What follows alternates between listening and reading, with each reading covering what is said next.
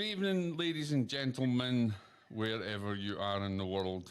My name is Jock. I am the host of Deadly Departed. I'm also the author of Deadly Departed. And if you have been with us before, then thank you for returning. And if you haven't, then what are you waiting for? Make sure that you come back because we've got lots and lots of great guests. I started bringing guests in recently, people who I respect, people who I have a connection with professionally as well, because I thought you got a bit bored listening to me and teaching the same different things and talking about the same things. So tonight I have an amazing guest. He is known as Professor Paranormal, and rightly so. His name is synonymous throughout the parapsychology world. And I think he's a professor in his own right, actually. And we'll get to chat to him more. His name is Loyd Auerbach, and I hope I actually have said this right. Loyd, welcome to the show. How Close are you? enough. Much better than a lot of other people. Is it really? Well, I with a name like Auerbach, obviously you have a Jewish background. Yeah, and I didn't click on that until recently. Yeah, I mean, there's that, but also, I mean, what's interesting is that there are two pronunciations for Auerbach, and most of the people in the media, because my dad, my uncle were in the media. There was Red Auerbach, who was the coach of the Boston Celtics, not related to me, but a lot of other Auerbachs in sports and media, and we all pronounce it the same way. And then there are the Auerbachs who don't have anything to do with us. So, yeah. Actually, it's the people trying to say my name. I've been everything from Brockhurst to Brockhurst to Brocklehurst to God knows what else. I just go Jock. I've had a lot. I've been called Australian, Indian, you name it. It's crazy. And I still have a problem when I go to Starbucks and try to order something through the microphone. They just don't understand the word I say. So, I mean, ladies and gentlemen, if you don't know who this gentleman is, he is very, very well known in the parapsychology field. I'd like to also say that he's a skeptical believer, and I think that's a kind of new term. He's a skeptical believer, which I really, really respect, because obviously you don't suffer fools gladly. There's a scientific basis to things, and you don't just accept anything. So how did you get into, tell us a little bit about yourself and your background, Loyd, and how you came into this field. So I came into this field, well, first I should say that I was interested in this subject and ghosts and hauntings and absolutely in psychic abilities, more in psychic abilities than the ghost stuff. Really? Since I was a little kid. And I was fascinated by certain television. My dad worked for NBC when I was growing up, and I had a TV set in my room when I was 2. And I was kind of influenced quite a bit because I could watch whatever I wanted. Not that there were a lot of channels, but there were shows. I mean, I watched The Twilight Zone when I was like 3 and 4 years old. There was a show called One Step Beyond. You were allowed to watch The Twilight Zone. I was allowed to watch it. I watched monster movies. Not that they were gory monster movies, but I mean, I watched all that stuff when I was a kid. There was a great TV show called Topper, which you can find some episodes on the Internet Archive and other places, about a guy who kind of inherits a house or gets a house, a banker who gets his client's house. They died in an avalanche. They were partiers, essentially. And as ghosts, they came back to the house, and he can see them, but his wife can't. And they were like their personalities didn't change. The friendliest ghosts in the world. Their clothing changed all the time. There was a Saint Bernard dog ghost that tried to rescue them that died. And all of them drank a lot. I mean, they were constant. It was really funny as a kid. And watching, I have a lot of the episodes, and going back and looking at them, it's like, I didn't know spirits drank spirits. So that was my first real exposure. And of course, in the 60s, we had shows like The Ghost and Mrs. Muir. But I got really, I was a kid who was interested in comic books. I read Superman, Batman, the DC Comics heroes. Yeah. And there was a lot of psychic stuff in those comic books. A lot of ESP, a lot of psychokinesis, telekinesis. And then also, I learned to read. My mom, who was a preschool teacher, one of the things that she used to teach me to read were Greek mythology books. So books on Greek myths. Wow. So I was really heavily into Greek and Norse mythology, as well as all this other stuff. And I just started, just keeping in mind just all the psychic stuff. Then Dark Shadows came on TV. Oh, yeah. And I really got into the vampires and werewolves. But there was stuff. It was the first time I ever heard the word parapsychology was because of Dark Shadows. However, I will say that Star Trek actually started out. In fact, today is the anniversary. We're recording this on Star Trek Day. Wow. Star Happy Trek Star happened. Trek Day to you and It's all our 55 years. fans. 55 years ago today is when the first episode aired, Wow. and yeah, and the second episode had, which was actually the second pilot, had a whole thing about ESP and telekinesis and all sorts of stuff. So I'm getting it from the science fiction end and getting it from the more gothic supernatural end. And that sent me to the library to find where I found books, of course, on vampires and werewolves, because I was reading the folklore. But right next to those books, sadly, I don't know if this is a good thing or bad thing, but in the same section of the library are the books on parapsychology. And as a little science, because I was a science geek, I was interested in astronomy and geology, and I just grabbed the books by J.B. Rhine and a number of other people, and I started eating them up. How old And were I you when you realized grabbed them? How old were you? I was about 12, 11 or 12. That's young as well. J.B. Rhine books at 12 Yeah. years old.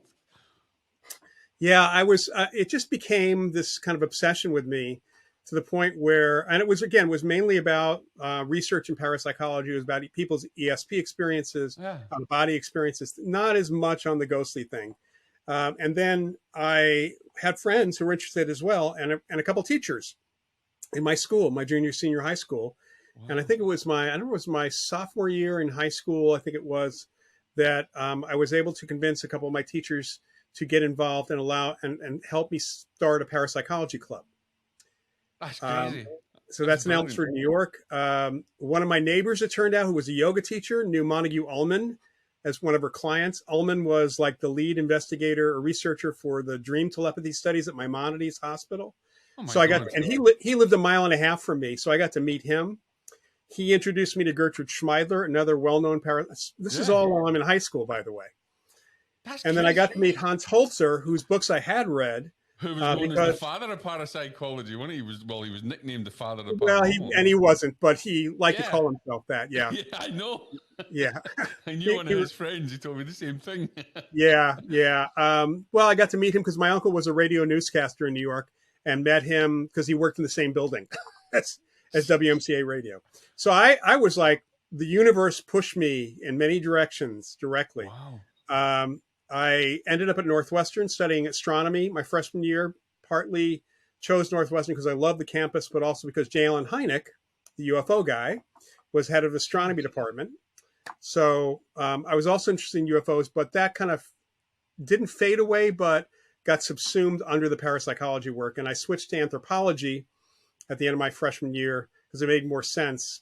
And then I studied all sorts of stuff about people's beliefs around the paranormal around the world, which prepared me in a lot of different ways for dealing with field investigations.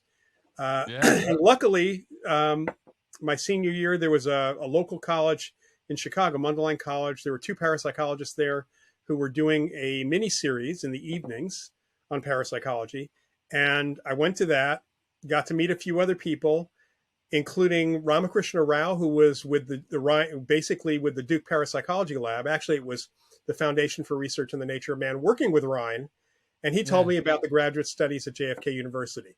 So I ended up in a master's program, the only master's program in parapsychology, timing wise, perfect for me. Everything's kind of fallen. It just seems that it was like a domino effect for you. You went from one. Oh, it gets even stranger.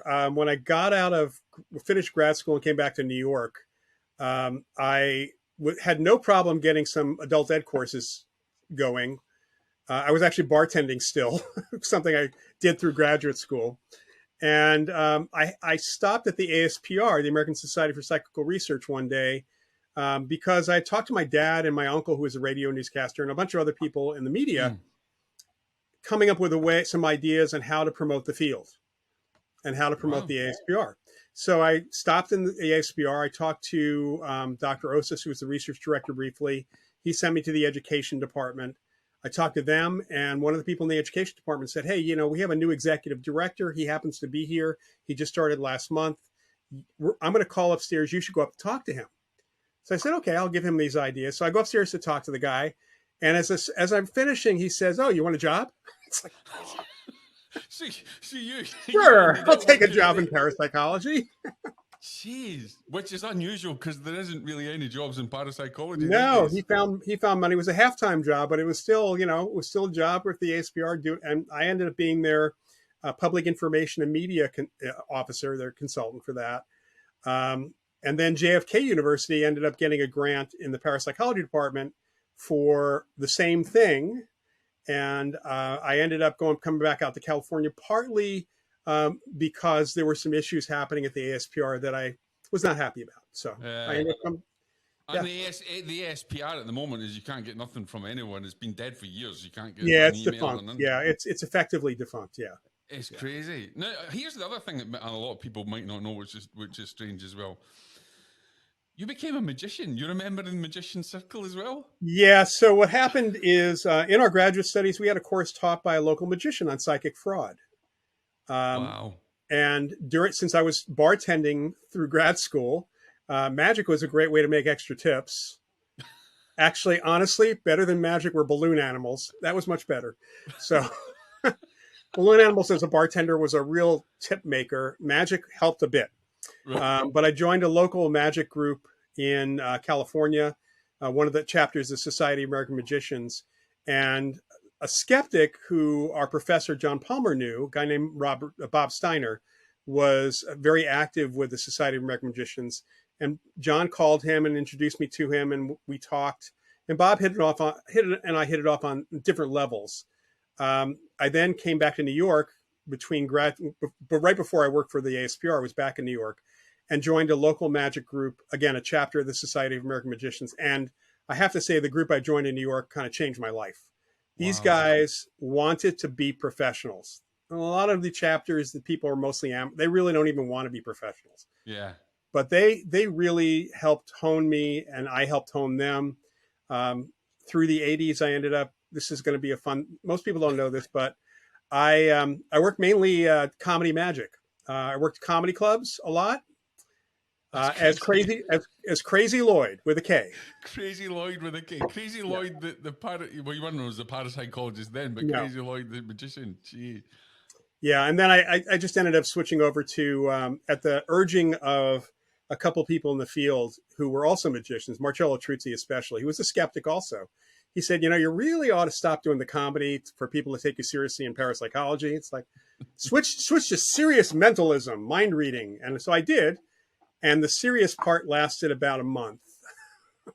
Do you think that then the understanding of your magician's work or how they did things gave you an edge in the parapsychology world? It absolutely gave me an edge within the field. In fact, I was relatively, a newbie in the field and was on a panel at the 1983 Parapsychology Convention in New Jersey, a panel on magicians and parapsychology. It was right after the Project Alpha thing that Randy had done, the scam he had pulled on one of the labs.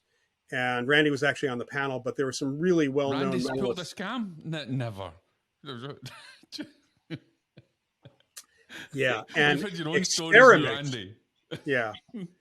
That's a whole different topic. That's another show. Yeah, but I ended up being a kind of a go-to person for Chuck Honorton at the Psychophysical Research Lab and a bunch of other. In fact, I taught a workshop with a fellow mentalist at the ASPR in 1983 on psychic fraud for the parapsychological community.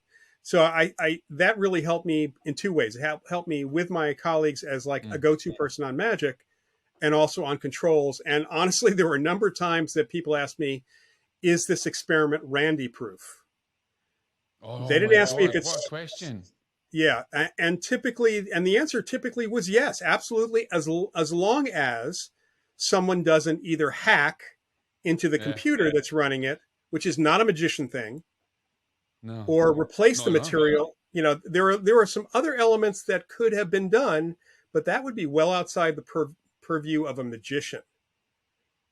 So I talked about that. So there was that. The other thing that helped me, honestly, the psychology behind magic and mentalism. And you only really get into that. You don't get into it by studying it. You get into it by performing for live audiences, for real audiences. The real psychology here is understanding how people misunderstand or misperceive or mislabel things and misremember things. So going into a home for an investigation, this kind of knowledge has helped me look at what they're experiencing from a very different perspective. I'm not looking at it as fraud. I'm looking at it as, did they get it wrong?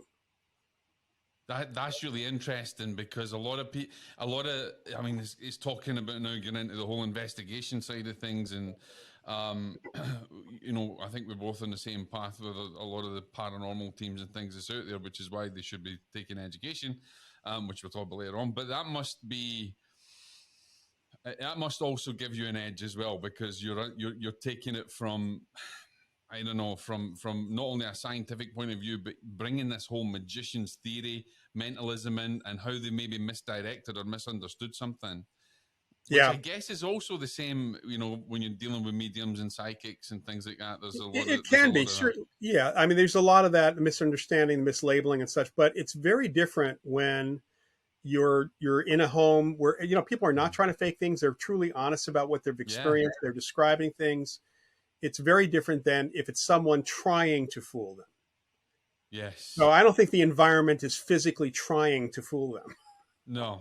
Have you come across people that have tried to, have you come across investigations that instantly they're either at it, they're trying to set someone up, or they're totally misdirected of what this is? Yeah, I mean, we've had a couple of cases, I wouldn't say instantly, but there have been a few cases that, after doing some of the basic interviews and having them tell us what had gone on in the house, that it was pretty clear that one family member was faking the other, was trying to fake out the others. It wasn't directed at us. No, in fact, it was directed at other family members. And that's, it's uncommon, but it's not, impossible. In fact, I think it's more common than not. I would agree with you, actually, because I just recently applied to do a TED talk on that very thing, because my whole idea was, people haunt themselves, or people in the family haunt the family. Yeah, there were some really strange ones. But honestly, the calls that we got back during the mid '80s, especially. I got a lot of publicity because of Ghostbusters when that movie came out. And we were getting all sorts of calls for cases and such. And I got several calls from people in the Bay Area, which is where the university is or was. And they were suspicious on a number of levels. And because I had good relations with some of the skeptics, I was able to find out that skeptics were trying to set us up. Never. Does that happen?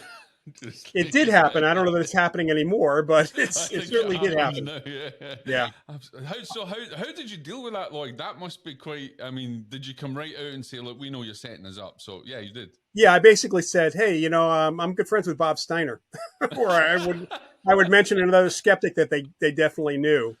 There was a real. I mean, there was a central skeptic organization here in the Bay Area, the Bay Area Skeptics, and some of them were so I think militant's the right word, and really arrogant and everything, that they got thrown out of the Bay Area Skeptics. Oh, really? So they started their they were not skeptical. They were absolute. They were identified even by the other skeptics as true disbelievers. So they got thrown out, and one of them actually tried forcing his way into a workshop that I was doing. With a friend of mine back in the 90s. That same guy had called. I recognized his voice when he called. He was trying to disguise it. And I said, so Dan. He's no voice changer or nothing. I mean, they can't have been that intelligent to try and misdirect you. He wasn't terribly bright.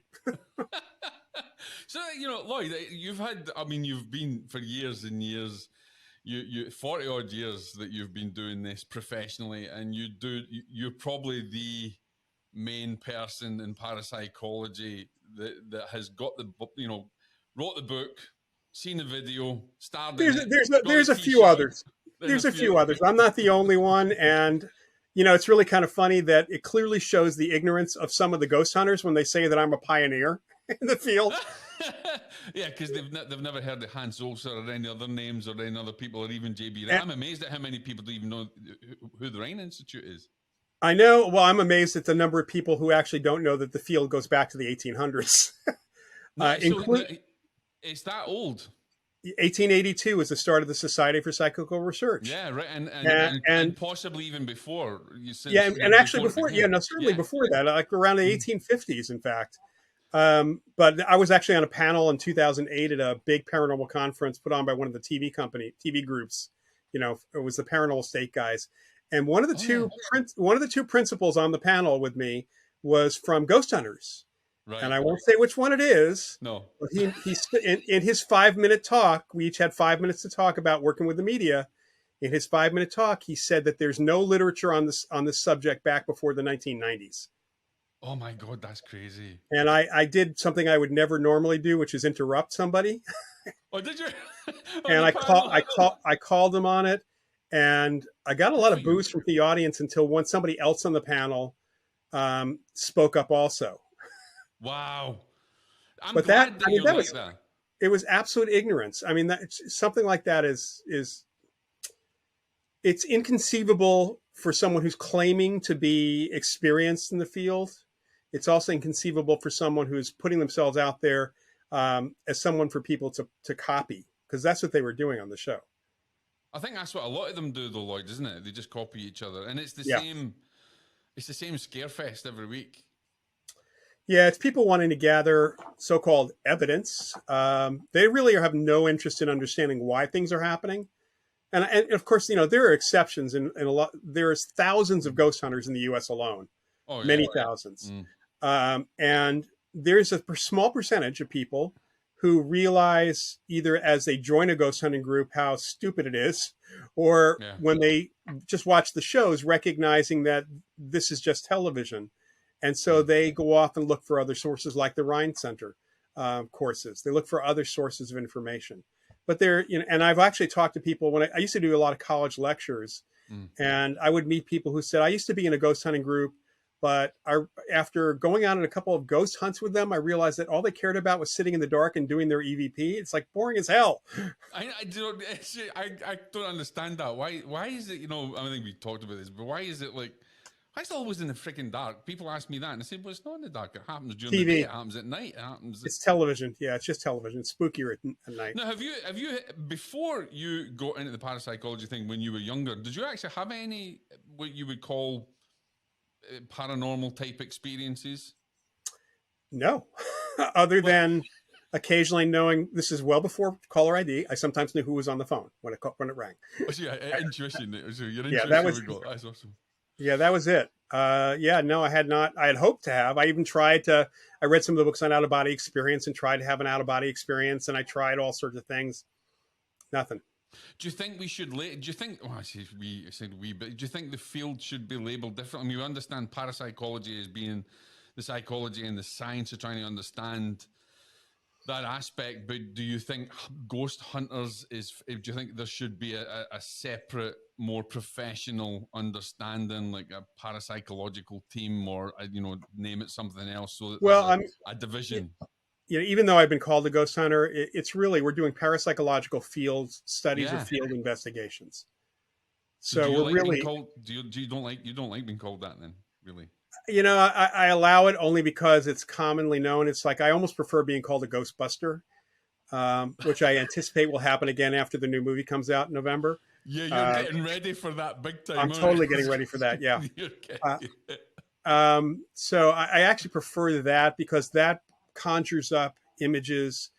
Well, let me go back to when Ghostbusters came out in '84. Until that point in time, I'm working at the ASPR, and the first we would get calls from reporters from media asking if we could take them to places like the Amityville house where stuff is flying around. And my response to them was, beside the fact that was a hoax, if we could take you to a place where things were moving or flying around, where ghosts would appear, do you not think that we would be a better funded field? Exactly. And the reporters actually were very good about that. They said, "Oh God, I never thought of that. What can you tell us?" And they started asking real questions. But when Ghostbusters came out, the question often was, "I know you guys don't do that. What do you really do?" Oh, that's good. Yeah, that's good. So It they was actually recognized there was a change. it was the best Wow. promo and really the best PR that the field could have gotten. at that Do point you in think time. that caused many more people to really take it seriously and start to study the field? I think that a lot of people, if they followed what the media was doing at that point in time, a lot of people were um, taking it a little bit more seriously. The field investigations part of it, of course, they weren't asking about laboratory research, which is really too bad. Although every once in a while, somebody would say, "What about that scene where Bill Murray is testing at the beginning?" It's like, well, actually, what's interesting is Dan Aykroyd did research at the ASPR library, Oh, and did he really? he was a member of the ASPR. He and his brother Peter. Yeah. His great grandfather was with the Canadian Society for Psychical Research, and his father has been very interested. Wrote a great book called The History of Ghosts, actually. And Oh, so I didn't know that opening sequence with Bill Murray, shocking Yeah. the guy. Yeah. There was a researcher who actually did that to himself because he didn't feel it was ethical to do it to someone else. Really? Seriously? Seriously. So, and I remember, what's interesting was that his report on that, I was at a parapsychology convention I wasn't at, but he played it for comedy apparently. In that every once in a while he'd say, "So, I would give myself a shock," and he would like twitch every time he did that. So he had the audience really laughing. But it was the effect of negative reinforcement on psychic ability, and it didn't really work. No, exactly. I think that field as well opened up another business, because I think it was not long after that Ghostbusters, the companies making ghost equipment and Ghostbusters equipment exploded. Starting, I think it was really well. I don't know if this is good or bad. I am credited or blamed for being the first person to show an EMF meter using in investigations on TV. Oh, I didn't know that. Really? Yeah. One of my colleagues in Florida also did something around the same time on a local station. The reason we were using that was, interestingly enough, we were looking at trying to bring in some environmental sensors, and at a channeling session with a psychic for a local group here in the Berkeley area, the entity told us, "Well, you guys know about electromagnetic fields because of geomagnetic field research that's going on." She knew about that too. So exactly. yeah. Well, let's not go down the channeling route, because Right. that's something So the entity is telling us, why don't you try using, there is easy to get handheld equipment for electromagnetic fields. You should test that out. And I knew somebody who was an adjunct professor at JFK who had a company that produced environmental sensing equipment, and he gave me one of the early tri-field meters. So, and we did find some correlations with haunted, not with apparitions, but with haunted places. Really? So you heard it, guys. I mean, it's because of Loyd you're now going out and buying EMF meters everywhere. Yeah, except that they're not using them right. That's a nice segue I want to go on to, because there is a great misunderstanding that all of this equipment that they buy detects ghosts. So put people right. None of it does. None of it does. If we had a tricorder like from Star Trek, it's Star Trek Day, so I'll reach behind for my old toy tricorder here. This is my medical tricorder. Let's see if I think my battery's dead. Damn, I was just going to make some noise. All right, let's see if my other one is working right now. I think I haven't replaced the batteries on this one. Let's see. Yeah, this one's dead too. So anyway, if we had something like the Star Trek: The Next Generation tricorder, which actually detected life signs, all right? Remember on Star Trek they talked about how many life signs there were? Yeah, just like this and put it around, and Spock would pick them up and. Yeah. I mean, that would be cool. But there's no such thing. There's really not a device that picks up human life signs or anything like that. There's nothing that picks up ghosts. All we can do is pick up what's going on in the environment when somebody experiences something. So the idea of not that there's pretty good evidence and data that says that ghosts are not electromagnetic in nature. Right. But there's also some suggestion that some of this phenomena affects the electromagnetic environment. So I'll give you an analogy, a metaphor that a skeptic gave me, skeptical physicist. when I All was right. talking to him about this. Uh-huh. And I think it's a great image. You have a very still lake or pond, Uh-huh. and there's an invisible flat bottom boat, and Right. you place it on the water, and it's not moving. You can't see it, you can't detect it at all because it's sitting on top of the surface. If you push it now, there's a wake of that invisible boat. You don't see the boat, but you But you do see see the the lake. wake. So we're detecting the wake. We're not detecting the boat. That's brilliant. That's a brilliant analogy. Yeah, I think it was a really great concept, and I think that's really, at least for apparitional type stuff, any environmental sensor you can use, using as many as you possibly can. I've got some friends up in Seattle who are now testing out some environmental equipment that's bringing a lot of this together in one place, and even using multiple sensors around a central spot.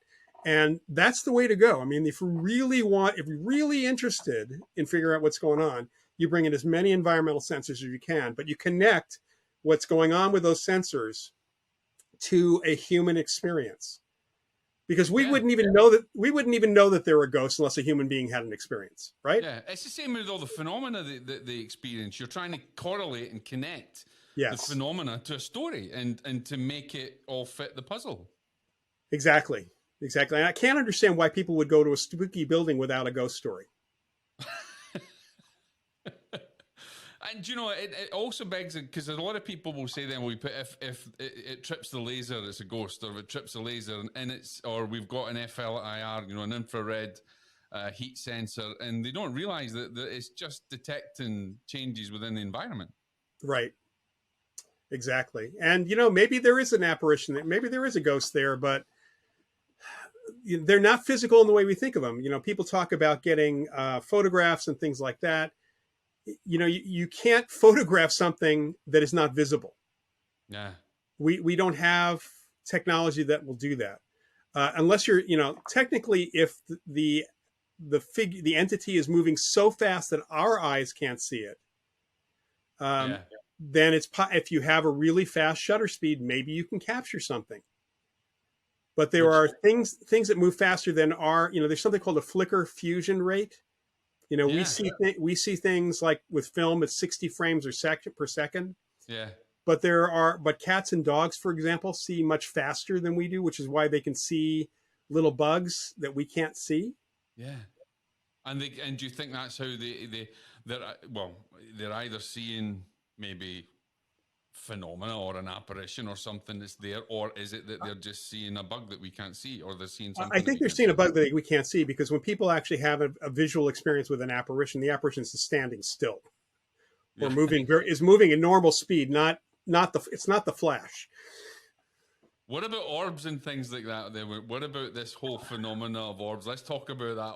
Okay. Look, I'm not a big fan. Yeah, that's my 4-letter word that I hate to hear. Sorry, in the mid 1990s, there was a ghost hunting group called the first one on the web, very successful, the International Ghost Hunter Society, run by Dave Oster and Sharon Gill.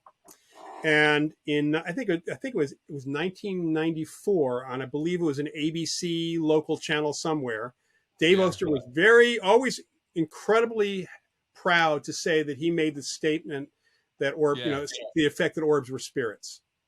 And his logic was, he went to a haunted place and he got pictures with these little orbs in them. So they must be ghosts, because what else could they be? Yeah. That's terrible logic, because there were probably also chairs in the room, and there are chairs in every other place you take orbs pictures most of the time. So how do you know that the chairs are not ghosts? Yeah. So, and then they promoted that for a long time, to a point where it was, they were letting people pay $30 a year to access their photo database and to upload photos of orbs and other things with no real assessment. Years later, they claimed in some of their newsletters that they never, ever said orbs were spirits. I have their early newsletters. I have correspondence. I have all this stuff. So it got to a point where they were getting hammered so much, Oster just had to change his tune to photographic issues. But as soon as the orb thing started, Fujifilm actually put up a web page explaining how orbs happen. other film companies did this, did the same thing. I don't know if Kodak did or not, but other companies, camera companies did that, explaining what the orb thing was. And on top of that, there were people in the UFO community and also another group of people who had been taking orb pictures for years and claiming they were either extraterrestrial or other dimensional. So they were very unhappy about this. Do you know, I get a lot of flack from the, as you know, I'm a medium myself, and I get a lot of flack for my scientific outlook into orbs and things, and I once, people are going to be listening to this, they're not going to like me after this. I once took, because I do photography and I love landscape photography. It's one of my things. This is how I chill out is photography. And I once took some shots outside in Florida and put them up in a certain place to say, look at all these orbs. And I said to my friends, a scientist, Rob, I said, look, we're just going to do this just to see what we get. I had people seeing friggin' angels, their old grandpas, it kind of, I'm like, look, you've got to get some grounding in this. That's not how spirit's going to communicate with you. That's not how it's going to happen. And I took a lot of flack from it. So anybody who can remember that, I'm sorry. So you're hearing it now. It was totally faked up. I've done my own thing. I don't have it within arm's reach, but I have a photo of one of my cats from years ago.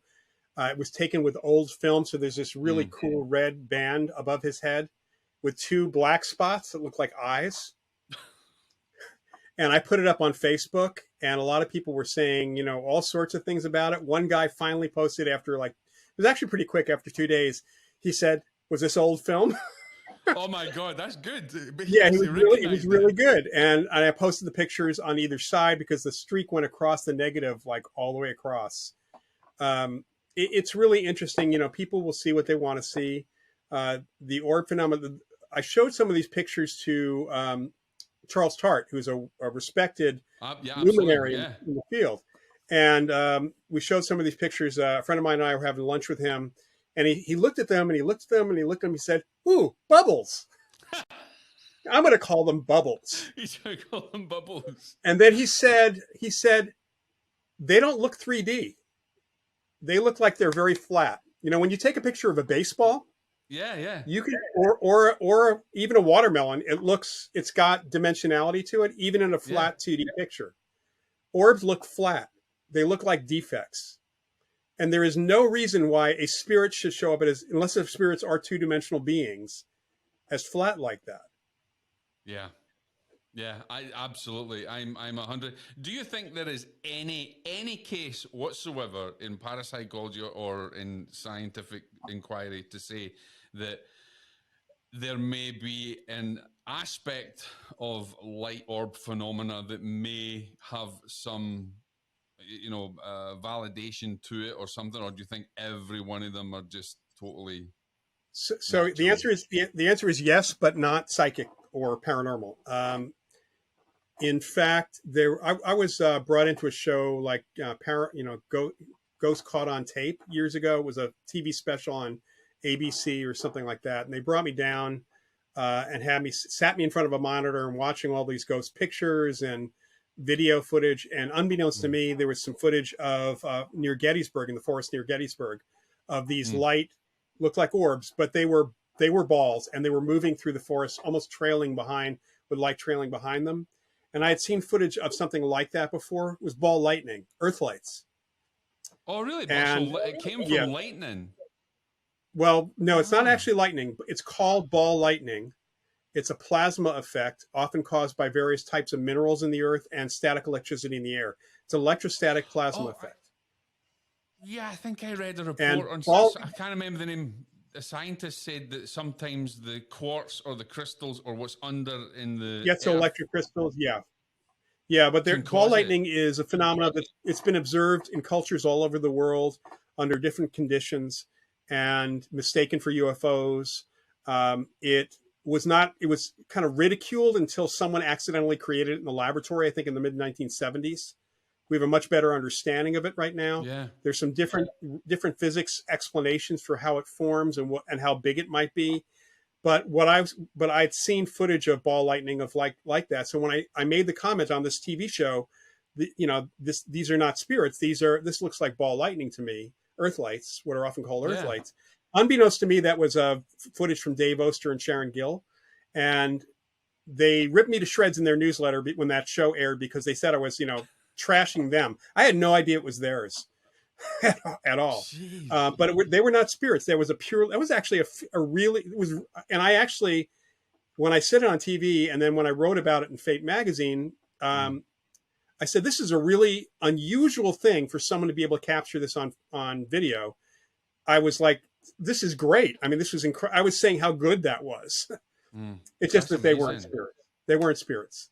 So there is that phenomena that has been reported. There is other phenomena that's been mistaken for ghosts.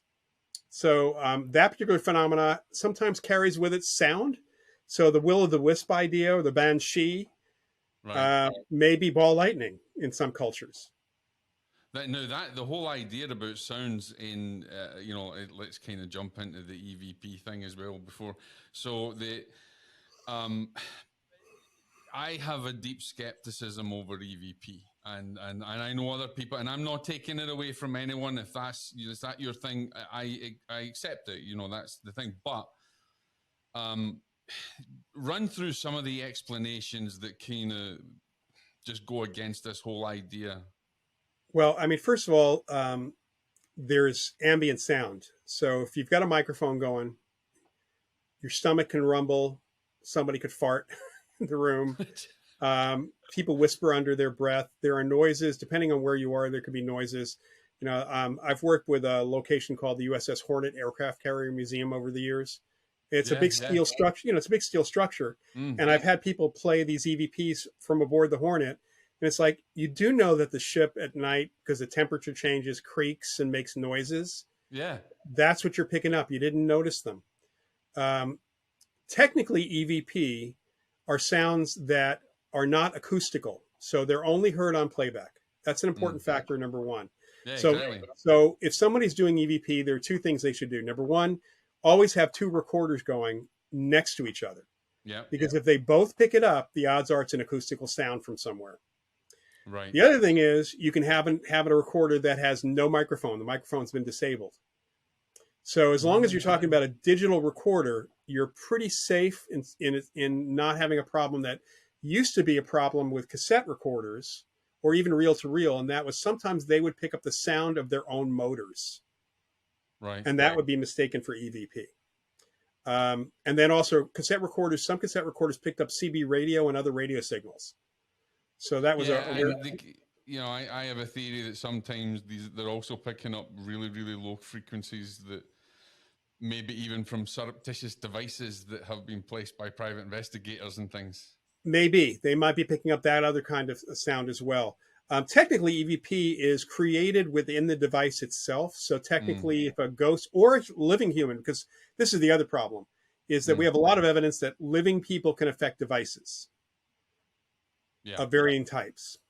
The desire and expectation of people doing EVP may actually cause their unconscious to affect the device, causing the voice or the sound to appear on that recorder, affecting the actual recording medium or even affecting the actual recording device itself. So we can take a look at this as three possibilities when there's a clear EVP and there's very clear that there's no microphone and all this stuff is going on that has kind of eliminated all the others. And you have a clear something that's discernible as a voice. One, if the microphone's disabled and you're using a fresh device, in other words, you've cleaned off the flash drive and you've really purged it, and because that's another possibility too. Old data that's kind of bleeding through. Old data that's on there. Yeah. Yeah. So if that's the case, then it's possible that you are doing it because you really want it to happen. It's possible that a spirit is doing it using psychokinesis. So both times it's mind over matter. It's also possible that without realizing it, you're connecting to a spirit and you're helping it along. So the two of you are doing it together. You're acting as a medium. Effectively being the medium. That's right. And that third one, I suspect in some cases is the most likely explanation for certain people, not for all of them, but that freaks them out. completely. They don't have anything to do with it. So Maybe it's like really that guy Bacci, the Italian, that just passed a few years ago when he was doing audio, radio recordings. I I don't know a great deal about his life or his work. I mean, I know it was apparently Class A EVPs he was getting, but I'd always maintained that not everybody's going to do that because he's probably a medium and he's probably connecting yeah. on the other side, and you've got that connection there that's making it happen. Yeah, I tend to think that's right. The other mistake that a lot of folks make is that how do you know that if you're getting a voice that's coming from, number one, a conscious entity? Because a lot of times we have seen examples of more than just a voice, like, background cars or trains or things that are Mm-hmm. not present, as if the imprint of the environment is playing back somehow. And that's probably playing through you because the environment can't impress them on the device. But the other thing is, they're assuming that these are spirits that are in the location. But as many mediums I've worked with have said, as soon as you say, talk to me, anybody in the neighborhood might show up and say, hey, how are you doing? That's true. Yes, absolutely. My late colleague, Annette Martin, who was my investigations partner for so many years, a phenomenal medium and psychic, she would stand outside these homes where we might have an apparition. And she'd like spend a few moments just mentally bracing herself, but basically putting out word, anybody in the neighborhood, yes, I'm here. Wait till I leave the house and then we can talk. Do not come in the house. Do not, because do you're not. going to do an investigation. That's right. Do not mislead us. Please stay outside. We'll meet you. We'll meet you after for coffee. I love that. I think that's brilliant. Actually, it's so true though. It's. I mean, you've worked with many mediums, as you know. You've worked with Forever Family Foundation. You've helped to set that up, and you've worked with mediums in your investigations. Do you think it's an important part of the team structure in investigations, in parapsychological investigations, not ghost hunting, to have a medium? I think a good medium or psychic, knowing what they can do is important. A medium is not very helpful unless they can also read living people. In poltergeist cases, for example, where there is no spirit or any sort of psychic activity otherwise, it's coming from a living person. So someone like that is probably at the top of the heap. But yeah, I think mediums are incredibly helpful as long as, and you saw this in my classes, as long as they have certain personality variables that are not going to get in the way. Yes. Because as you know, there are psychics and mediums that are, like they have to be the center of attention. And absolutely, I don't care I don't care how genuine they are or how skilled they are. If it's all about them, I don't want them around. Yeah, absolutely. It's got to be actually about the people who actually requested the help or for scientific purposes. And I should say that I think the main reason, besides being able to communicate, is they can actually talk from their experience with the people who are there, and they can make the people who are experiencing something that they don't understand feel more comfortable about it, and less afraid. I mean, there's all of those those elements aspect, isn't it? Yeah, it's so much more. To me, that's actually more important than communicating with the spirit.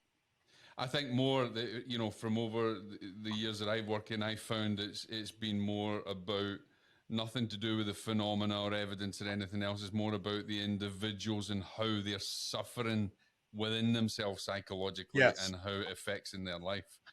And I'll say it's not just the family that's there. It's also possibly that spirit too. Absolutely. People forget about that. The spirits, we got Black Lives Matter, we got Blue Lives Matter, Spirit Lives Matter as well. Yeah, I mean, our Annette and I, and then also I want to work with other mediums. We've been attacked by true believers. I have to call them true believers who are mad at us because we don't push people into the light, the spirits into the light.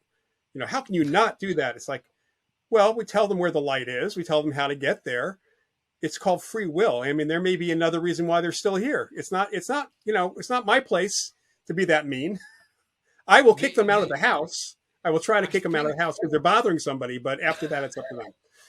I think a lot of mediums don't understand that we have something called divine law, and that it supersedes all laws in the material world, and that you cannot just interfere with a spirit's free will or your free will. You just have to, give the opportunity. Perhaps it's a Yeah, little and I think nudge. this whole idea of unfinished business, to me, most of the unfinished business is them working through their own issues before they move on. Do you think in all the cases that you have done, Loyd, if we have let's say a percentage scale up to 100%, what percentage of your investigations have involved maybe spirit agency or have just been really to do with psychokinesis, energy, and within the environment? What would you say? I'd say that I can't even put a percentage, but I can say the majority have been what we call hauntings or imprints. So Mm, place memory, people picking up on emotions, events from the past. mm-hmm. Sometimes of people who are used to the previous owners who are still alive somewhere else, because the living make those recordings, not the dead. That's the majority of those cases. And then I'd say that over the years, I probably had an equal number of cases that are poltergeist cases or living agent cases and apparition cases. Mm-hmm. So if I wanted to say that maybe 50% were haunting cases and 25% were apparition and 25% were poltergeist. I've never really All right. calculated that. But, that's excluding all the cases where there's nothing going on. There's So nothing going on. It's the desperation of the people in the. I find that there's a lot of people are desperate for a haunting because there are some who are desperate for haunting, but there are a lot of people who just, again, going back to my magic training, who have misinterpreted what's yeah, happening. And they've been almost programmed because of the TV stuff, the movies and TV, accepting that these are normal happenings. So it's like people call and say, there's a demon here, or there's an evil spirit here. And what I said, well, tell me what's going on. It's like, well, he's appearing to me. And what is he doing? He's trying to talk to me. He's evil. It's like, is he saying anything? Like, is he cursing you out? Is he telling you to do bad? Is it bad advice? What's actually happening? Is he appearing when you're taking a shower? What would make you think this is a demon? And it's because they watch these TV shows, and that's it what they is. always find. Yeah. There's a very famous couple that I have a lot of respect for because they opened the doorways to suppose a lot of things. But I have a big problem when everybody labels every single thing as a demon or as a malevolent spirit or an evil spirit. I think it causes more damage to other people Well, it, than it it anything. does. It does. If we well, first of all, there's never been any evidence that after you die, you suddenly become evil. And most people, although we have a lot of asses in the world, She was going to say, um, I and know a few that. yeah, we have a. I would not. I would actually use a more specific term than that. We have a lot of people who are perhaps were bullies or selfish Mm, in the world, but the majority of people are either apathetic yeah, or are okay, are nice. If you're friendly to them, they're going to be friendly to you. So why would you assume that the majority of ghosts are like that? Ghosts are people too. They're just dead. And maybe they are possessive of the home they used to live in. mm, That's not evil. That's human. Most yeah, of the so-called negative things that people are experiencing with an actual apparition, there is a real human experience or belief behind that yeah. that is being labeled as evil simply because of who you are and what you've experienced. And there's the thing to remember is that things can be dangerous, harmful, Mm. without being evil. Yeah, that's true, Shark, actually. great white sharks are. I mean, if you want to say that they're evil and demonic, okay, then some spirits are like that. They're like Mm. sharks, but that's not. They're not. That's their nature. They're not evil. You just want to avoid them as much as you can. I'd likened that actually in a recent show where it says it's like,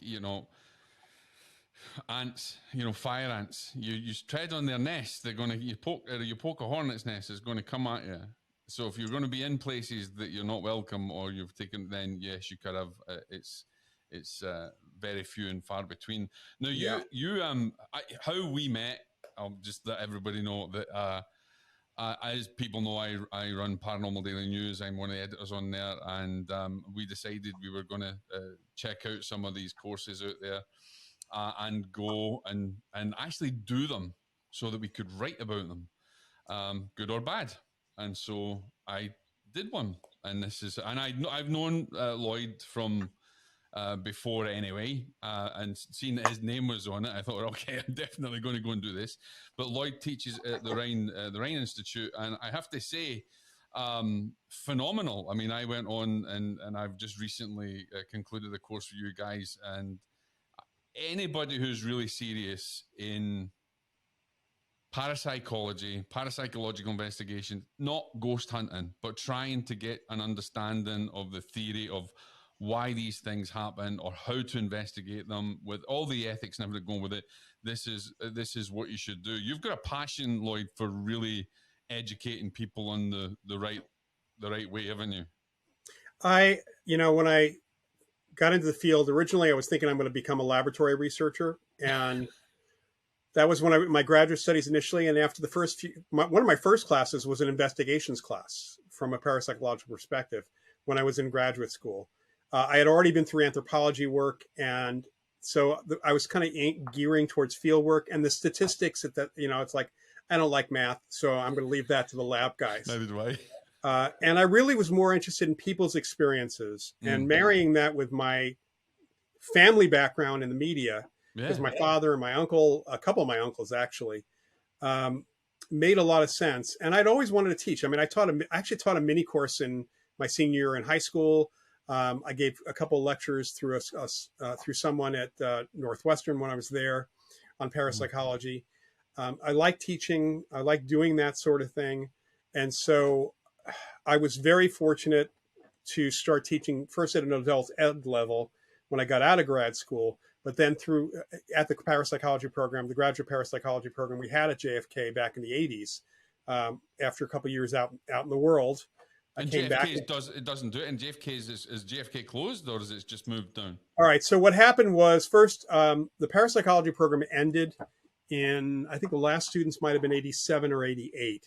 And what happened was in the mid 80s, a couple of things happened. Number one, we were the only science program at JFK University.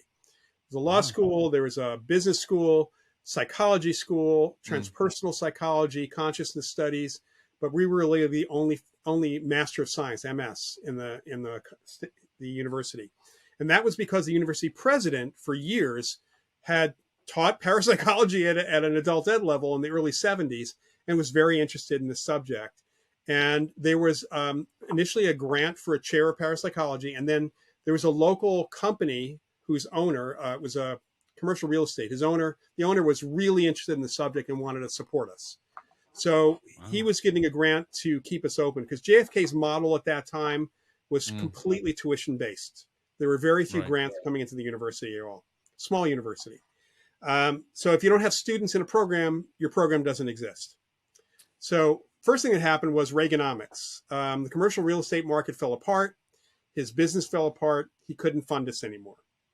At the same time, we had a new university president who made it his mission to get rid of whatever programs might block his way to make JFK known for the law school and the business school, neither of which was going to happen due to a number of things in the legal area, with the American Bar Association, for example, a California bar.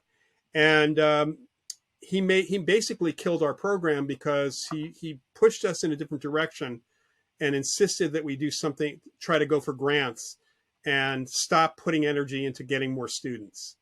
So we ended up with not enough students, and the program just fell apart at that point. The university itself had financial issues in the early 2000s.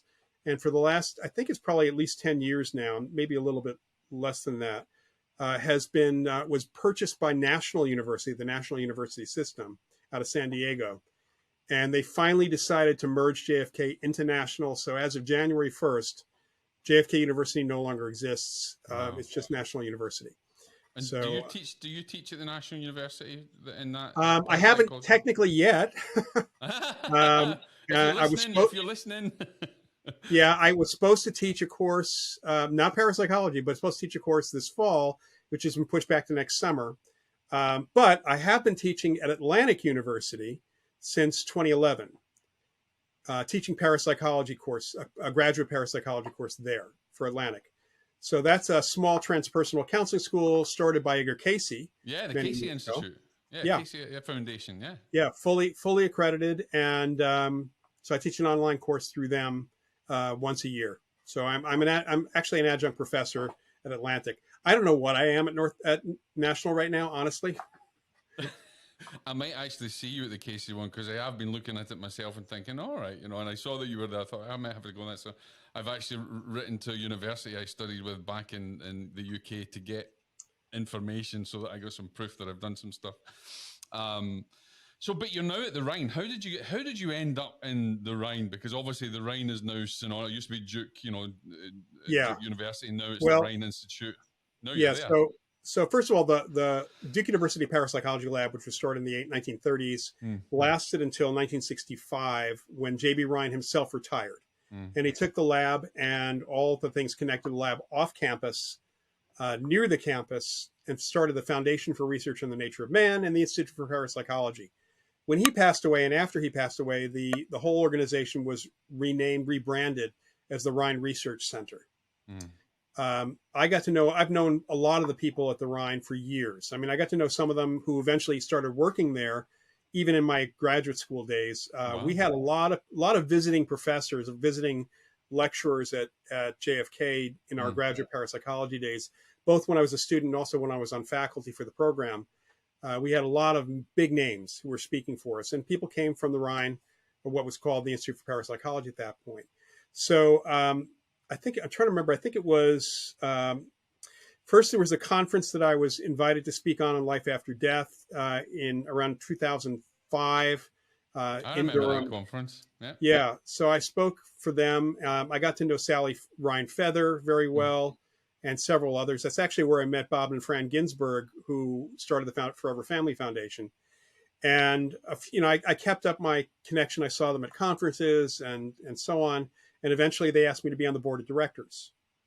So I joined the board of directors. And then when John Kruth, who's the executive director, wanted to start the Rhine Education Center, he needed a second instructor besides himself, who had a lot of experience teaching parapsychology. And that would be me. I had also been teaching at a local place here in the Bay Area for a number of years.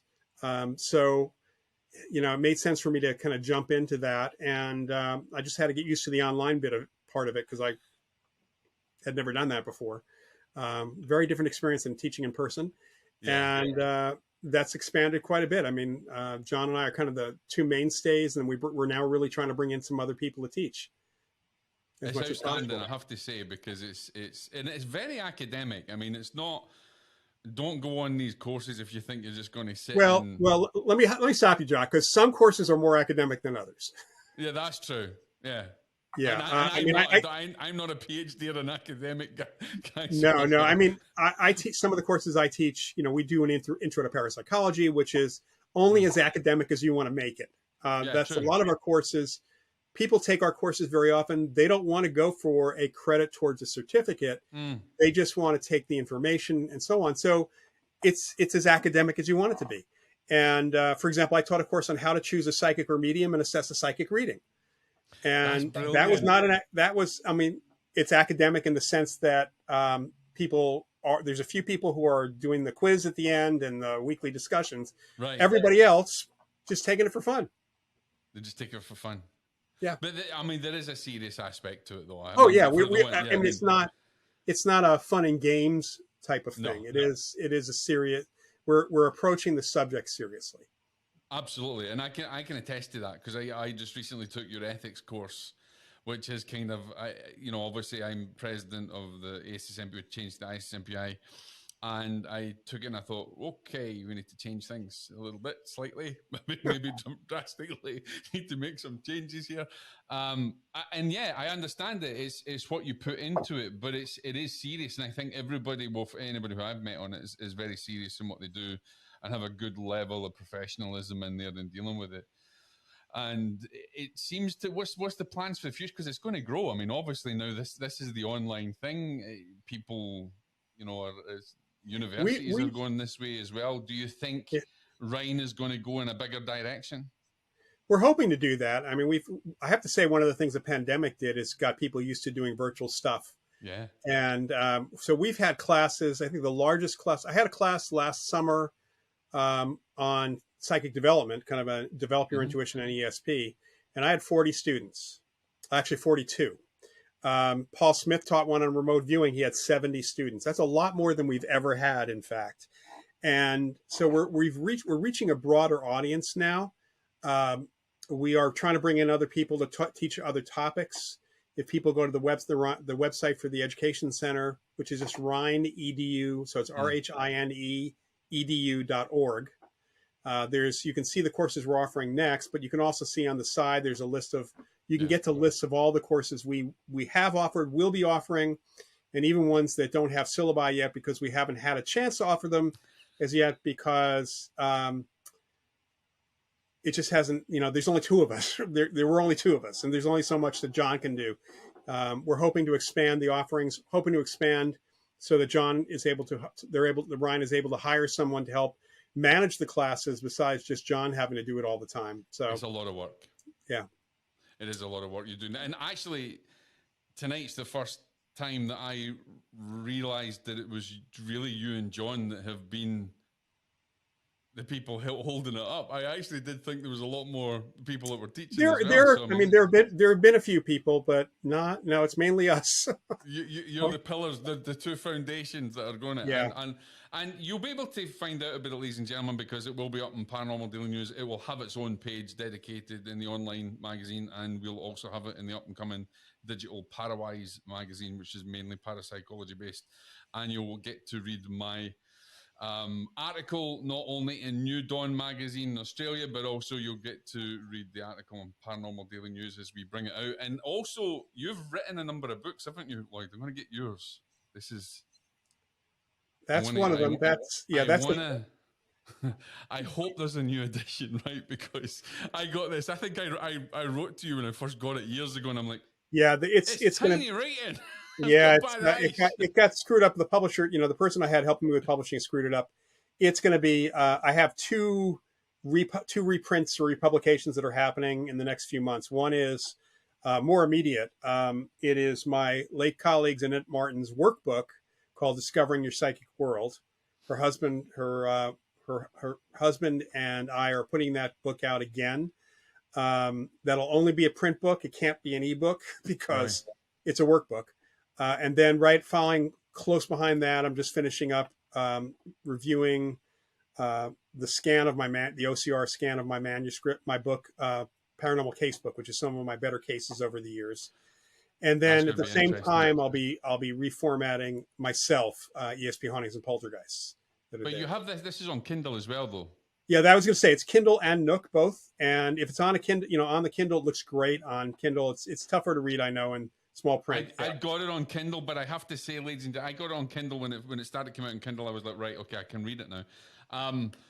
But I have to say, it is, from my point of view, it's a must-have book if you're really serious on parapsychology. It really is a must-have book. There's books out there. I can tell you that. It's my first book. That was the 30th anniversary edition. That's my first book, and I'm hoping to relaunch it along with my casebook right after Ghostbusters comes out in mid-November. Good marketing ploy. That's brilliant. If you don't, if you're certainly going to reach some bestseller lists for that, that's for sure. Let's hope so. Yeah, and I have many other books that are out there as well. One of my favorites was the ESP Wars book that I co-authored with Ed May and a couple other folks. Oh, I've not read that one. I recently read Craig Weiler's one on PSI Wars. PSI Wars, yeah. So yes, Craig's book is great. Really interesting. ESP Wars it's called ESP Wars East and West, and it's the history of the U.S. government psychic spying program and the Soviet and Russian programs. It is the only book. It is the only book that actually has contributions from the Russians. Ed May is the lead author. You got contributions from the Russians. Our foreword is by Nikolai Sham, who was the deputy director of the KGB before the wall fell. My mind boggles here. How in God's name did you actually manage to get that? Okay, so Ed May, who was the program director of Stargate from around 1985 till the end of the program in 1995, and Joe McMoneagle, who was the #1 viewer. You know, you Yeah. have to know that during the time that the government was doing its research or this program was going on, those same researchers and some of the same viewers were doing public research on remote viewing. They were publishing papers, they were doing stuff on that. Dale Great Graff cover. did as well, didn't he? Dale Graff actually, he supported my first Del book. Graff was involved. He was a program director for a very short Yeah, time. lovely guy. I knew Dale. Yeah, great guy, great guy. So Ed May, I don't know whether it was Joe or Ed who was first contacted by a Soviet a Russian counterpart. It was actually in the early 90s before the program even ended. And they were invited over because Joe was known to be a remote viewer and Ed was already doing research in remote viewing. So they went over to Russia and they met Alexei Savin and Boris Ratnikov and some of these other folks involved. Tofik Dadashev, who's a well-known psychic over there, and got to know them pretty well. And Victor Rubel, who's our fourth author, was one of the translators who was involved in connecting them as well. So when they were writing this book, they actually, Ed and Joe had contacted Alexei Savin and Ratnikov and asked for contributions. They were going to publish it as an anthology with different sections by different people. And it was incredibly, it was a great book. Honestly, I've got a copy of that manuscript. It's a great book, but the editing was not great. I'm actually going to, after this, I'm buying it. Well, you have our book. I was brought into the project because the initial manuscript had too many different voices and some of the translations were not well done. Right. In that the grammar was bad and some other stuff was going on. And there was a lot of extra stuff in there that didn't need to be in there. So Ed asked me to come in and rework the manuscript and add to the manuscript as well, as from what I knew about the history of this subject. And so I did. And so we ended up with the SP Wars. Initially, it was a situation where it had been turned away because it was not well written. Parts of it were not well written. Parts of it are really great. Joe McMoneagle's stuff is great. Ed's stuff is great, but Ed is an academic writer. He's not a writer. You can't write academia. People not going to understand it. Yeah, and oddly enough, Ed May is one of the best speakers to the public on any of these topics, but his writing is always academic. So he's great at talking to the average person. It's just he can't put that on paper, unfortunately. So that made a big difference. So you made a big difference to that book. Yeah, I kind of, and I think we're actually reworking again. We're bringing in someone else to add some more material to it because she's someone who's also a remote viewer is going to come in. We may have another edition in the next year or two. That's brilliant. That's absolutely brilliant. So so the Russian, and I got to say the Russian stuff was, when I read the first of it, it was fun for me to go through because it's not just about remote viewing and the psychic programs. There's some great KGB stories in there too. Yes, I'm sure there are actually. They were definitely very, very active in all sorts of things, not just psychic spying or anything else. I think people will be surprised at some of the stuff that's in there about the KGB. I'm surprised you managed to get information from them and put it in a book. It was not a secret. We knew the Soviets were doing this. We had psychic discoveries behind the Iron Curtain, but there are some really interesting things in there which never could have been written before the Soviet Union fell. For example, a lot of what we heard here in the States, there was that book, Psychic Discoveries Behind the Iron Curtain, and there were subsequent books on that, on the Soviet research. And supposedly they had psychic generators and psychic weapons. That was all BS. But the interesting thing that at least the Russians were telling us was that was not directed at Western journalists or Americans. It was directed at the Kremlin. Because internally, because the only way to keep themselves out of gulags, because one parapsychologist who was honest apparently ended up in a gulag, was to say, yeah, we're still working on it. Even though they knew it couldn't be possible to develop these things. Do you think there's a slight, they're still active in the ESP side of things there? Yeah, there's still definitely remote viewing stuff going on during the Chechenian conflict, which was years ago, of course. Yeah. They were training, Savin was training army people to be remote viewers, although this is a story Ed likes to tell. Savin told Ed and Joe that they were in tanks. They put a remote viewer in each tank so that they would know who was around the corner if they were going to be attacked by a rocket launcher. And Ed just completely deadpans and say, "What is it about 40 feet that is remotely remote?" That's just being psychic. That's not being a remote viewer. I was going to say that's exactly not really remote viewing in the sense of the world. Well, I mean, I see people on the web talking about remote viewing, knowing what's in an envelope. It's like, that's psychic psychometry. That is psychometry, clairvoyance. It is not remote. It's nothing remote about that. And I think people got to understand, if it is remote viewing, there's an element you have to be in a sealed, secure area to be able to make sure that you're not dirty. Not true. Really? You can do remote viewing almost anywhere. Yeah. And there are different methods of remote viewing that are out there. And it helps to be in a quiet space. That's about all. It also helps to have someone with you who can be your monitor or handler, who can ask you questions as you start developing some of the stuff. And there's different methods. There's, very, very left brain methods called coordinate or controlled remote viewing. Which is David Morehouse brought that. Yeah. Yeah. And Morehouse really was not with the program very long. Let's put it that way. Right. Lynn Buchanan was with the program for quite some time. Paul Smith was with the program a long time. And they have taught, like Deborah Katz has written a good book on associative remote viewing. She was not one of the viewers for the program, but she has learned associative remote viewing. So there's a number of people out there, but then there's also just simply sit down, a very basic version of remote viewing, which is pretty much what a lot of the better remote viewers do. It's not that difficult. Isn't that just, I mean, to me, I don't profess to really understand or know a lot about remote viewing. That's not my forte. But to me, when you're just sitting in a quiet room and that to me doesn't seem to be remote viewing. That to me is using ESP and using your natural psychic ability. But that's what remote viewing is. Remote viewing is just another name for doing ESP with the target being a distant or hidden location. That's all it is. So that's what it's just psychic ability, really. It is psychic. It's a psychic ability. Yeah. So why? There's a great video on YouTube, and it's I think it's called "Successful Remote Viewing Experiment on TV."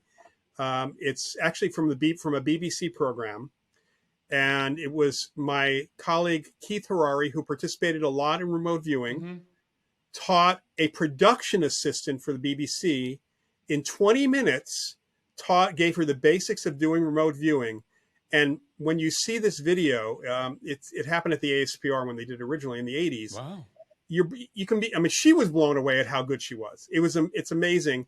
But I've taught people to do the basic stuff. Some people have an aptitude for it. Some people do not. Yeah. Some people have an aptitude for, psychic abilities or mediumship, when the two are very different. They cross over a little bit. So, I mean, what's for you obviously you're working on the books and everything else, but what do you hope to achieve now with parapsychology? How do you think parapsychology is going to go over the next few years? Well, our biggest problem has been a lack of funding. And it's why I've always constantly been putting the word out and trying to get people interested in supporting the field in some way, shape, or form. The Rhine Center has its place. There are other organizations that have their place as well. Unfortunately, I think the parapsychology as a field is pretty static right now. We'd like to see younger people get involved in the field. The problem is there are not a lot of job opportunities for that. But there are opportunities for people to do research on their own or to actually help with research here and there. From the investigation side, there's a book coming out in the fall called Ghosted, and it's providing a very scientific. I'm on it. It's providing a very scientific, kind of a citizen science perspective to doing investigations and providing that information and you're back. One of the contributors as well, isn't it? Well, I wrote the afterword. I wasn't a main contributor to that, yeah. but we're hoping to expand educational opportunities. The Rhine is not the only place teaching good courses. Kieran O'Keefe in the UK is teaching online courses. The Kessler unit at the University of Edinburgh teaches a couple of classes. You can't get on the course with Kessler until 2023. I know, because they're full up. I know, It's like because when we, that's a very academic course, and it they is, yeah, limit the numbers. They limit the number of students. That's why. Yeah, we, absolutely. we don't we don't at the Rhine. So But you think the Rhine might go that way? Because I see that I think there's opportunity for the Rhine to seriously expand into that yeah, academic I mean, side of we things. would like to. I've talked it over with John Cruth, and we've talked it over with the board. We'd like to have a form of an education program that we could eventually get certified, accredited by the Distant Education Association Brilliant. of colleges. So to see if we can get that kind of accreditation. But those courses have to be, in that case, the courses have to be much more academic than they are now. And we have to decide at what level we're going to offer Yeah. them as well. My feeling honestly is undergrad, not graduate level, Mm-hmm. initially at least, because there really are not opportunities. Atlantic has an opportunity for graduate studies. You have much more flexibility if you're doing a graduate study where many people have done parapsychological work at the master's and PhD level by getting to a university where someone there is okay with parapsychology, and you do your thesis or your dissertation on a research project connected to the field, Yeah, even though your that's degree actually is what not I'm trying parapsychology. to do. Yeah. So personally, I'd like to see more undergrad Mm. because that's where people are with a lot of this. Or Yeah, absolutely. we're doing certificate programs. Mm-hmm. We have two different certificate programs for investigations at Which this point. actually holds a lot of value, I think. And one of the things that we're changing within my own organization is we're setting up a complete side to it that if you have trained at the Rhine and you have the requisite credentials at the Rhine, then we will register you with our organization as well. Which brings me on a nice segue, because we don't have a lot of funding in parapsychology. I cannot profess to be a parapsychologist expert or anything else. I'm just a medium who really likes that field in the academic It's side. fine. Yeah. But I am passionate about it. And so we do have the Parawise conference in 2022, which Loyd is going to be speaking at. And the reason we're doing this conference is actually to raise money for programs like this and funding for organizations, and also to start a grant in one of your colleagues' name, and Carlos, who passed away recently. There's some great speakers: Rupert Sheldrake, yourself. We've got hopefully John Cruth will come on. We've got some other people that are going to be involved in it, and it's going to be an awesome 2-3 days online event, which is a precursor to hopefully an in-person event in 2023. And we don't actually know what you're going to teach yet, but it's an open ended. We haven't talked about it yet. Yeah. But that's going to be awesome. So make sure we've already announced it, and there'll be a website going up soon where you can actually register, and it really is all about parapsychology. It is bringing more science to spirit and more spirit to science. So there's a whole gamut. We've also got Dr. Gallagher from New York University, who wrote Demonic Foes, and that'll be interesting because he's also interested in taking a panel on. So that'll be an interesting discussion. There's a lot more going on, and I'm absolutely delighted that yourself is going to be speaking there, and hopefully we'll get John to speak about the Rhine and everything that's going on. And, I'm sure we will. Yeah, absolutely. I'm really looking forward to it, and it's because it's a passion. I want to do something for the field. And I, through our organization ourselves, we're hoping that we can raise enough money to offer grants for research, because we do need a lot of researchers, and we do need a lot of research that helps people understand mediumship, afterlife, and other phenomena that's out there, and not just accept everything that may come in a wave or a smoke. I mean, my ultimate goal is to stop calling it paranormal and just make it is normal. These experiences are part of the normal human experience. It is. Too many people have had these experiences to say it's paranormal. And a good thing as well, we do need skeptics. I know a lot of people in the field say we don't, but I mean, I'm a skeptical medium myself. We do need skeptics. We don't need pseudo skeptics or guerrilla skeptics. Right, but we do need skeptics, exactly. Which is why we have, if you are a budding parapsychologist or you're in university and you're studying that side of things, then connect with us also at Paranormal Daily News, because we have a science editor now who is also helping to put information out there so that we get it to a wider lay community so they can understand the field. Loyd, I want to really thank you for being my guest tonight. It's been absolutely phenomenal. Once again, tell everybody about the Rhine and your work and how they can. Oh, also, wait a minute. Professor Paranormal on.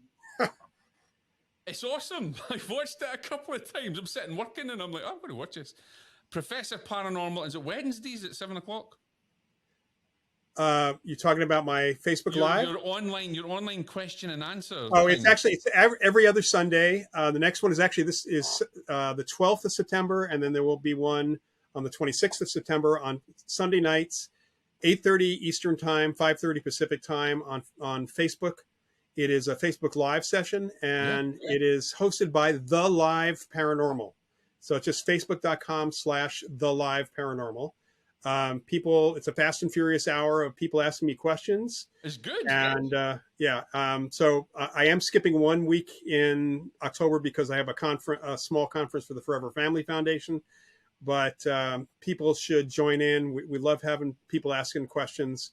And it's just, it's kind of a. And I will say, ladies and gentlemen, you ask a question, you're going to get the answer, whether you like it or not. If it's not, and a lot of times you may not like the answer. You may not like the answer, but it is absolutely brilliant. I've thoroughly enjoyed it. I've loved some of the answers as well, especially when he's not on there as a psychic, ladies and gentlemen. He doesn't give readings.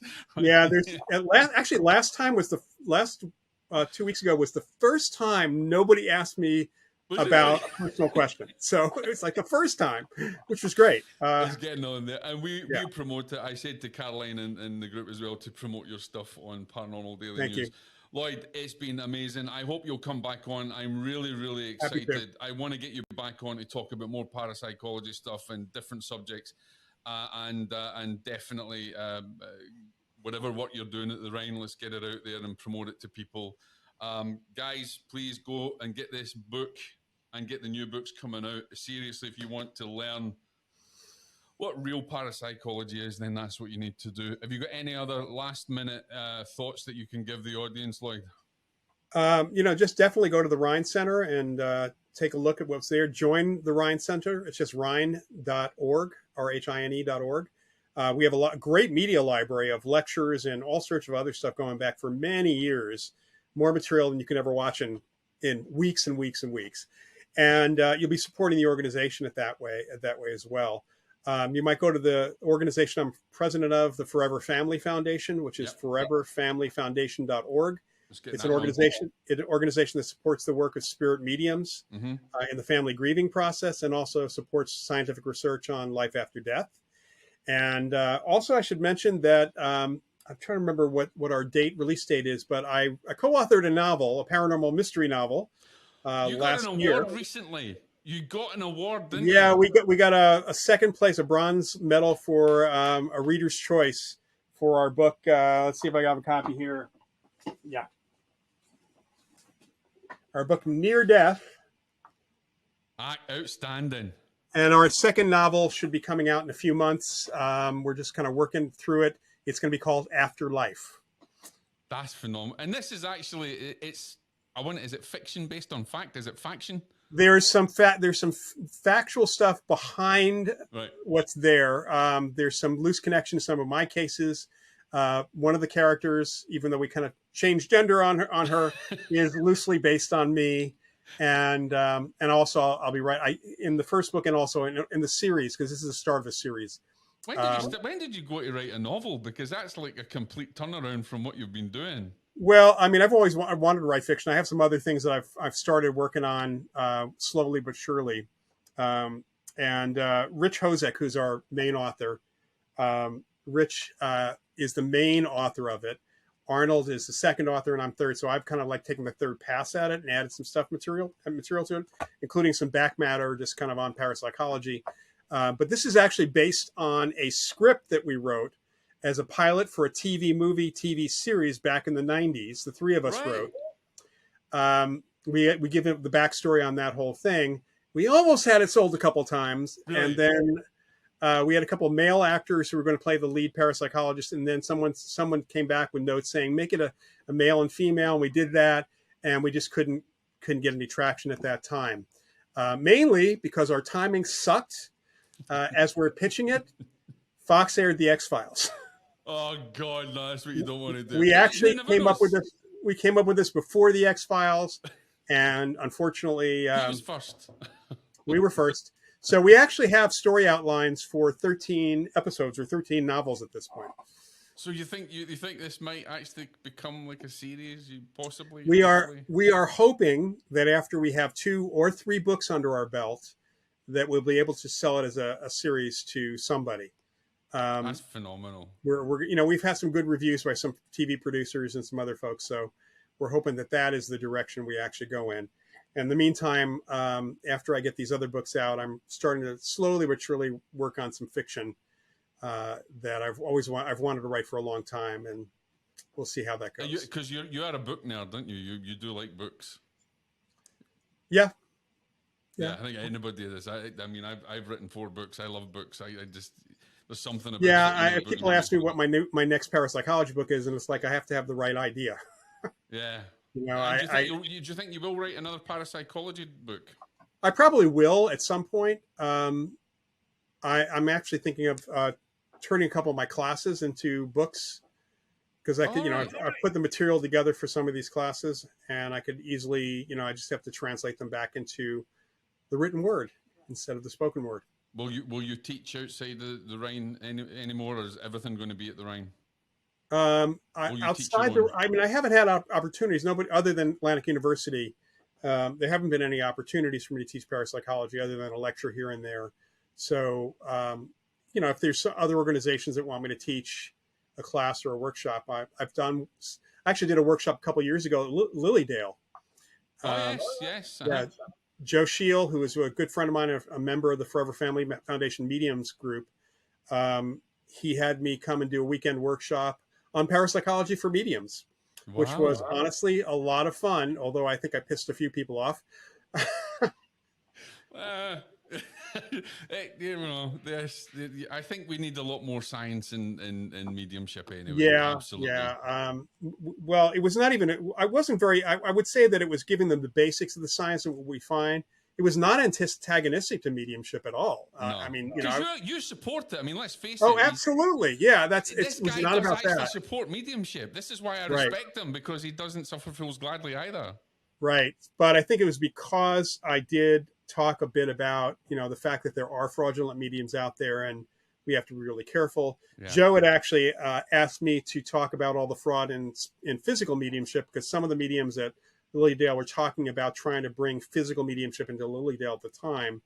And, I pretty much felt, and I still feel to this day, that they need to stick with what they're doing, because evidential mediumship is much more interactive with the clients. It's more, it's better for the clients, because really physical mediumship, what is that?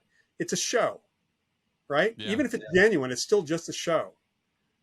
I've been involved in physical mediumship. I'm also involved with the Helen Duncan Foundation as one of its presidents.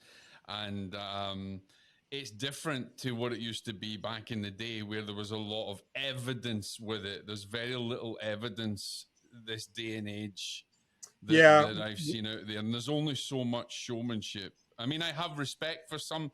There's a lot of mediums I have respect for that are developing in physical groups and things. But I do think that evidential mediumship brings a lot more to the table. And I have also a bit of a bugbear with trance as well. Unless trance has got evidence in it, to me, it's questionable. Well, and the problem, of course, with physical mediumship, you're dealing with people in complete darkness. And that in itself is problematic for science in many levels, especially when, I've talked to folks who are members of the spiritualist community here in the Bay Area who have pulled me, who are taking classes with me. One actually pulled me aside and said, "Hey, we're doing physical mediumship at our circle, but we don't have the lights out." Yeah. So we're not even telling people we're doing it. I think back in the Skoll experiment back in the day, they had a lot of stuff that was not, it was darkness, but also went into the light. And there are mediums out there that are doing things in the light, and that's to be commended. But we have to understand that it's still research, and there's nothing that's 100% that you can just take it on board. That's certainly for sure. So Loyd, I could speak to you forevermore. We could just keep on going and going and going, and we'll have to do it another time. You bet. But definitely thank you for being on. Guys, if you're serious, go and learn with Loyd and John at the Rhine Institute. I cannot recommend that highly enough. And I have thoroughly enjoyed this conversation, Loyd, and thank you for spending the time with me. Remember, guys, please go and get his book. And the next time we shall see you, we'll have another guest to talk about. Loyd, thank you very much for being my guest on Deadly Departed. Thanks, Jacque. God bless.